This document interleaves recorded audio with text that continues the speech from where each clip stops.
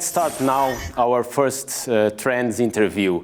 And I have here with me Joel from IDC. He is our research director for our security research, and he have been covering all these trends around the security and the future of trust. So Joel, thank you very much for being with us.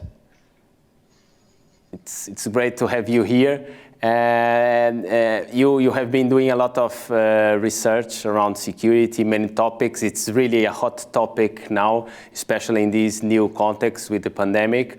We shared a few months ago our futurescape for security. Do you want to start sharing the futurescape and highlighting what you think is really relevant for our audience today? Yeah, sure. I'd be happy to do so. Thank you very much for the introduction, Gabriel, and thank you for having me here to speak to you today. IDC has published its IDC Futurescape, which includes a number of predictions in the security arena. And so what you can see in front of you is a capture from the report on worldwide security and trust, 2021, the top 10 predictions. Of course, there are quite a lot of predictions here, and I won't actually read through each one. And there are some other slides that I will go into more depth. But just to sort of focus in on the top sort of 1 to 5 predictions here. Prediction number 1. So by 2022, budgets for modern software-defined secure access, or we shorten that at IDC to SIDSA or SDSA, budgets will quadruple as the flaws in legacy VPN remote access solutions are eliminated by the massive work-from-home migration. So if you just look at the chart on this slide, you can see that number 1 prediction as a green circle, sort of at the middle in terms of the height, and a little bit to the left-hand side where it says modern secure access. Just to explain on this chart, the location of the number 1 on the lower axis indicates the prediction is by 2022. So that's the timeline along the bottom axis. And then the vertical axis, it either focuses on cost to address or to adopt these technologies or the complexity. And so modern secure access is actually in the middle, and this prediction is for 2022, as it says. And just to dig into that a little bit, so, traditional VPN or legacy VPN technologies have proven themselves to not really be fit for purpose for the future of IT systems. They're a little bit unwieldy, a little bit lacking in some performance, especially in terms of applications and being able to prioritize application according to the requirements for bandwidth and security. And so, these are some of the flaws that are referred to in the legacy VPN. And then, that massive work-from-home migration, of course, is one of the outcomes of the COVID-19 global pandemic. And so, in the slides coming after this, I will dig a little bit deeper into software-defined secure access and what it means, just to describe that a little bit more. But staying on this slide for now, so prediction number 2 here, by 2023, to reduce security complexity faced by limited staff, so that's the skills shortage and then the difficulty that companies have to to find and employ good security practitioners, 55% of enterprise security investments will be on unified ecosystems and platform frameworks. And once again, so, the location of that, you can see that the cost or complexity is quite high, and that prediction is for 2023. Then the third prediction on here, by 2024, 2 of the 3 largest public cloud providers will be among the top 5 largest managed security service providers following multi-billion-dollar acquisitions. And so on the timeline, you can see that green circle number 3 is a little bit more to the right. It's by 2024, so it will take some time. And in terms of cost or complexity for the enterprise, it's a low cost and a low complexity to actually source managed security services from those big cloud providers. And again, this number 3 has got that red box around it because I've got some more slides coming up that will go a bit deeper into that. Because there are so many predictions, I couldn't go into all of them here today. Prediction number 4 here is very interesting because it really goes into that leadership and the trust concept. By 2025, 80% of chief trust officers will demand vendors to incorporate security and risk capabilities to measure corporate trust, including vendor relationships and employee reputation. And, I think that's, again, quite far out. You can see that prediction is 2024. Again, the cost and prediction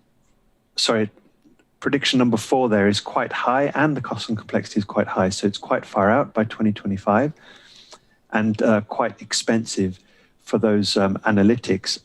And again, the theme of this presentation will go into that in more depth. The concept of a chief trust officer or an officer of trust is in actual fact a change for the security industry. The traditional responsible role for cybersecurity in businesses has always been the CISO, so the Chief Information Security Officer. But we are seeing, as the trust concept and trust metric, digital trust, becomes increasingly important, that leadership roles are being defined around that. And once again, there'll be a bit more in the presentation today about the concept of digital trust. And then just to look at prediction number 5 here, and then actually I will proceed to the next slides after this. Prediction number 5 can be seen also quite high up in the center there. So the cost and complexity is very high, and the timeline is sort of just after 2023. And so that prediction number 5 is by 2023, collective risk management requirements between primary and third parties will force 50% of third-party risk and security service providers to employ advanced analytic tools.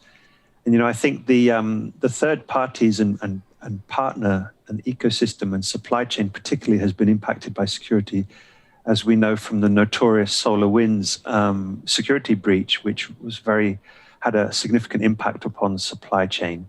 So where in all industry ecosystems where there are many third parties and partners involved in producing the product or bringing the product to market, being able to ensure that those primary and third party partners don't represent a risk. There will be pressure on risk and security service providers or vendors to deploy those advanced analytic tools so that people can track and monitor and have greater visibility into what's happening. So there are several other predictions, of course, on this slide, but in the interest of time, of course, I will proceed ahead to deep dive into more the software-defined secure access. And so, that was the first prediction I spoke about. By 2022, budgets for modern SDSA will quadruple as the flaws in legacy VPN access are eliminated by the work-from-home migration. So this slide just goes a bit deeper into what is software-defined secure access. So what it represents is, a way to have that secure access from the customer premises. So it could be an office site or an HQ, or it could be a data center, to the SD-WAN, so the software-defined wide area network, to the cloud and edge infrastructure. And so where you have that graphic, where you have that, I guess, rugby ball oval-shaped red dotted line, that's sort of secure, and it's kind of like a perimeter, but it's a software-defined perimeter. And within that secure field, you will have all the infrastructure, all the applications, and provisioned services that enterprises would typically have. And then there are a number of, I guess, basic requirements for a software-defined secure access. It must support automation and central orchestration, just like with the SD-WAN technology. It must support a zero trust framework. So that would include contextual awareness, identity awareness. It should be cloud native and should have, maybe some or all or parts of all of those value-added features and services that are listed below there. So the software-defined perimeter, identity-aware proxies. It could incorporate SD-WAN, SD-branch, AI ops, which is artificial intelligence operations for predictive analysis and so on, and more smart way to responding to, for example, to troubleshooting. CASB, which is cloud access secure brokerage. UTM, which is unified threat management and next generation firewalls, and potentially many other features. But the main thing that this represents is greater agility and automation. So you have a more future-proof software-defined secure access for enterprise applications. Then moving to prediction number 3 that we had on the Futurescape slide there. So cloud providers as managed security service providers. So by 2024, 3 of the largest public cloud providers becoming among the top 5 largest managed security service providers following multi-billion-dollar acquisitions. So just to zoom in a little bit on some of those key players, you've got Amazon Web Services, Google, and Microsoft Azure as a service.